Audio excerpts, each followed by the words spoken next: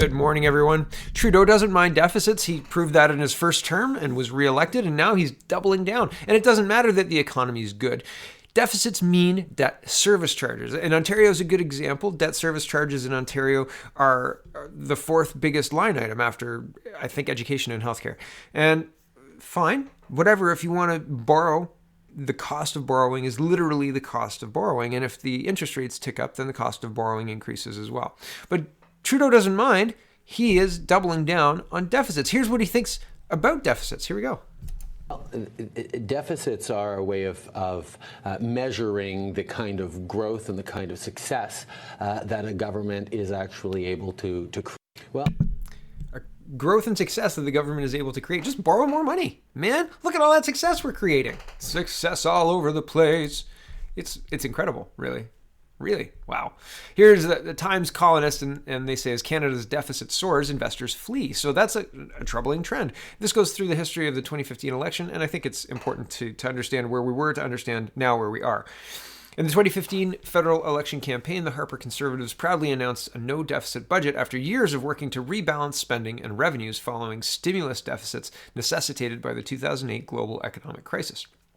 Justin Trudeau's Liberals, behind in the polls when the writ was dropped, announced a modest deficit spending totaling $25 billion in the first 3 years, returning to a balanced budget in the fourth.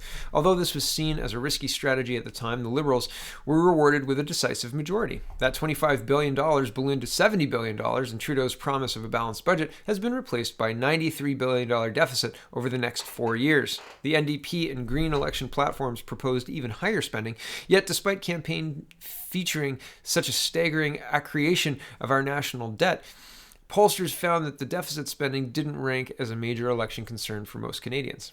At the time of the 2015 election, Canadian economic growth was declining, so stimulus spending was a reasonable policy. Most economists believe the government should constrain spending in good times to preserve financial capacity for stimulus spending during recessions. But instead of controlling spending during a robust economic period, the Liberals ran huge deficits in their first term and are planning to greatly increase deficit spending in the second. That leaves no financial room for recession. Since the last recession was in 2009, the Liberals' plan would require 15 years without a recession. A most unlikely prospect. What would motivate the Liberals to risk putting Canadians in such economic peril? The answer is that government spending is needed to offset a dramatic loss of private sector confidence. A November 2018 Fraser Institute report stated, quote, the federal government's introduction of higher taxes, mounting debt, and increasing regulation has left Canada a much less attractive place to invest. Crucially, Canadians have increasingly look to other countries to invest, with the amount Canadians invest abroad rising 74% from 2013 to 2017. At the same time, investment from other countries into Canada dropped a staggering 55.1%. The World Bank's ease of doing business analysis shows Canada dropped from fourth place in 2006 to 22nd in 2019, and a majority of respondents to a Business Council of Canada survey listed, quote, uncertainty and lack of predictability in regulatory processes as negatives for investors. That was before the election. The prospect of a profligate Liberal government, depending on the even more financially destructive policy positions of the NDP, is enough to send even most investors scurrying to the exits. I scroll down. Canada has seen that cliff before in the disastrous legacy of Justin Trudeau's father. During the 15 years Pierre Trudeau was Prime Minister, federal spending rose from 30% to 53% of GDP. Immense public spending overheated the economy, resulting in runaway inflation. By 1981, Canada's prime lending rate reached an incredible 22%. The inability to meet skyrocketing interest rates induced widespread corporate and personal bankruptcies. Escalating mortgage rates caused many Canadians to lose their homes, with government bonds yielding 19%. Accessing business risk capital was virtually impossible. That means getting a loan from the bank to start a business was not possible because the interest rates were too high. By the time Trudeau the Elder retired in 1984, Canada's national debt had grown by 700%, and the country's international debt ratings had collapsed. We were transformed from one of the financially strongest countries in the world into an economic basket case. It would be 2 decades before tough fiscal discipline overcame compounding interest payments and began to reduce the country's real dollar debt. The current annual cost of servicing Canada's $1 trillion market debt, borrowed funds subject to interest payments, is $26 billion, but as Canada's debt keeps rising, so will the interest interest rate investors are requiring to fund it. The $93 billion in liberal deficit spending, together with a modest rate increase of 2%, would take the annual interest cost to more than $50 billion at the end of 4 years. Just as the generation of taxpayers that came after Pierre's reign ended had to pay for his profligacy, the next generation of taxpayers will bear the burden of paying down Justin's debt. So why do most Canadians vote for parties promising increased deficits? This word that I'm having trouble with here just means wasteful spending. I was going to just replace it and just say wasteful spending, but blah. Anyway, I even went to Google and had Google say it for me a few times, but it's not in my head yet. I apologize. Back to this. Chris Ronaldo, 29, the executive director of Generation Screwed, warns overspending equals debt, and debt is an unfair tax on Canada's younger generations and those not yet born. The Generation Screwed website includes a debt clock that shows Canada's national debt amounts to $18,700 for every man, woman, and child, and is growing by more than $54 million a day. Not for each person, though. Here's the debt clock if you're interested in seeing that. Link is in the description. So there you go. Canada's federal debt is climbing, climbing, climbing. And moving on to the last story this morning, Donald Trump tweeted this out, and I think it's interesting. And this is a video saying, forget Hunter Biden and Joe Biden and the dirty dealings around Ukraine, et cetera, there. And whatever your feelings on that, it's interesting. But Pelosi and her son, so the Speaker of the House and her son, have the same setup. And this tweet here kind of tweaked my thought process and what we're going to look at in just a minute. But it said Donald Trump is exposing how politicians have been money laundering our taxpayer dollars called foreign aid and military aid back to themselves through family, friends, and corporate donations. Ukraine is only the beginning. And I thought, okay, well, let's have a look and see. And this popped up on my feed. This is from 2018, so it's not a current article. It's from November 7th, 2018, last year. And it says billions of dollars in aid to Afghanistan wasted, including money from Canada, U.S. agency fines. And it says the U.S. Special Inspector General for Afghanistan Reconstruction said in a report to Congress that aid money has gone to build medical clinics without electricity or water, schools without children, and buildings that literally melted away in the rain. Also, corrupt local officials who were in charge of paying workers with some of the funds created what the audits call, quote, ghost workers, civilian bureaucrats, police, and soldiers who do not exist, then kept or diverted money recorded as being paid to them. There is a lot of corruption, but most of what we have identified are just head-smacking stupid programs that are really poorly managed and no accountability. Nobody is really held accountable for wasting the money. Special Inspector John Sopko said in an interview with the Globe and Mail. Unlike the United States, Canada does not independently audit the money. It puts it into Western trust funds for international aid. But Mr. Sopko said that he is certain the problem he identified for U.S. taxpayers are the same for Canadian taxpayers. Nearly 2,400 U.S. soldiers have been killed fighting the Taliban, and 158 Canadians died before Canada pulled its combat troops out of Afghanistan in 2011. The Afghan government is still fighting intense battles across most of the country, and millions of Afghans have been displaced. As the country became increasingly dangerous, Western countries pooled their aid dollars into trust funds managed by the World Bank, but the United Nations and the North Atlantic Treaty Organization. The recent reports by Mr. Sopko's office found a troubling lack of financial oversight and far-reaching mismanagement of the two Western trust funds. The World Bank's Afghanistan Reconstruction Trust Fund and the UN-administered Law and Order Trust Fund for Afghanistan used to train and equip Afghan security forces. According to the Library of Parliament, Canada has donated more than $3 billion in foreign aid to Afghanistan since 2002, including $850.9 million to the two funds. Foreign aid money is delivered in U.S. dollars. I scroll down a bit.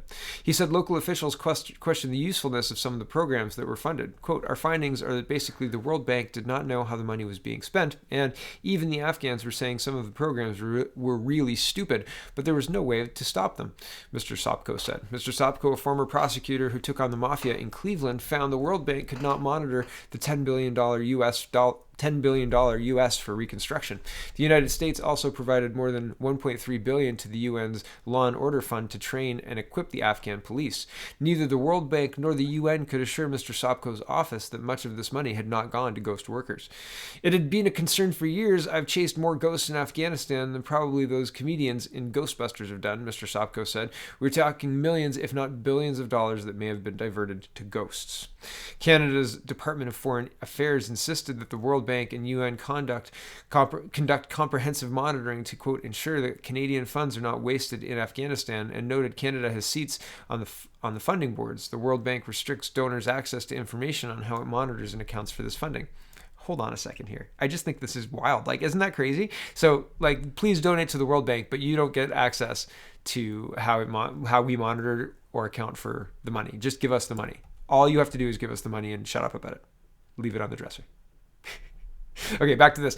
Megan Graveline, a spokesperson for the department, said the UN plans to use an electronic payroll system and biometric identification cards for 97% of police by the end of November. Quote, this has contributed to resolving the problems of ghost police in the Afghan police force with associated salary expenditure savings, Ms. Graveline maintained. Okay, this has done nothing because it hasn't been implemented. And this is funny that she's talking about like the past tense when this is just being brought to their attention. And the fact that, and the guy, Mr. Sopko, said 97% goal is unrealistic because only 44% of the police officers on payroll actually exist. Right. But this biometric payroll system, it is never brought up again. It doesn't exist. They didn't do this. They didn't do this. They don't do this. They're lying. They're just lying. Biometric. What? I mean, like anything that sounds good. Don't worry. No problem, everybody. Just continue sending tax dollars to the UN, please. And you cannot, and the World Bank, and you cannot monitor how we're monitoring it because only we can know that. Back to this. Quote, I hope to God that your Canadian sources are absolutely correct, he said, but I am a little skeptical, and that's why we were checking. Mr. Sopko said there is anecdotal evidence some aid money ended up in the pockets of the Taliban in areas they control. The Taliban are believed to tax workers at foreign-funded projects, and that corrupt warlords have taken bullets, fuel, and food that was bought for the Afghan army with Western money and given it to the insurgents. The lessons learned from all the billions of dollars spent in Afghanistan is not to spend so much money so fast with so little oversight and accountability, especially in a country where warlords rule by fear, he said. Former Canadian diplomat David Mulroney, who is the deputy minister in charge of overseeing all aspects of Canada's engagement in Afghanistan, said Ottawa was under heavy pressure from the UN and Europe to cut big checks for the two funds. In effect, he said Canada contracted out its management responsibility for spending taxpayers' money in a country, quote, devastated by 3 decades of war and with a system of governance more medieval than modern. Glenn Davidson, Canadian ambassador to Afghanistan from 2012 to 13, said it is not easy to deliver foreign aid in a war-riven country where it is dangerous or impossible to travel because of the threat of attacks. Still, Mr. Davidson said he was shocked and disappointed that effective means of monitoring and holding to account those who are corrupting the system haven't been put into place by the World Bank and the UN. Oh, it's okay. They're going to put in a biometric system next year. Sure. Right, I believe that, right? And here's, I don't know what the webs are. I don't know how the kickback schemes work, but it seems if Nancy Pelosi and Joe Biden and their progeny, their sons and daughters and other people are willing to sit on boards of companies in the Ukraine, on energy boards and that whole tangled web, it seems interesting to me that this is true. This was reported in 2016, December 2016, so this is going back 3 years. And it's just interesting. National Post is reporting money began to rain on the Trudeau Foundation once Justin Trudeau took over the Liberals. Analysis show. And here's the money coming in 2008. There was $2, and in 2009, $52, 61, so on and so forth. These are in thousands, right? $2,000, and so from $52,000 in 2009 to $535,000 and $731,000 total. It's incredible, right? Foreign donations, total donations, wild. Okay, here we go. Last Monday, interim Conservative leader Rona Ambrose wrote to Conflict of Interest and Ethics Commissioner and to lobbying commissioners, asking them to investigate liberal fundraising practices and, in particular, whether people might be using donations to the charitable Trudeau Foundation to gain influence with the government. Given that Prime Minister Trudeau is a former member of the Trudeau Foundation, she wrote that his brother Alexander Trudeau is a current member of the board of directors of the foundation, that the Minister of Industry appoints 2 directors of the Trudeau Foundation, and that the foundation has 2 representatives of the Trudeau family. Any efforts by Mr. Trudeau to use his position as Prime Minister to encourage donations may be a violation of the definition of the Conflict of Interest Act. A National Post analysis of the Trudeau Foundation's public disclosure has found that gifts to the foundation have increased significantly since Justin Trudeau's April 2013 election as the leader of the Liberal Party of Canada. The amount of money contributed to the foundation by foreign donors has grown each year since Trudeau claimed the party's leadership. Moreover, a significant proportion of the charity's donors, directors, and members have ties to companies and organizations that are actively lobbying the federal government. That's interesting. Critics raised concerns, I scroll down, about public money being used to fund academic research into ideas championed by the late Prime Minister, especially when the Social Sciences and Humanities Research Council already gives out similar grants.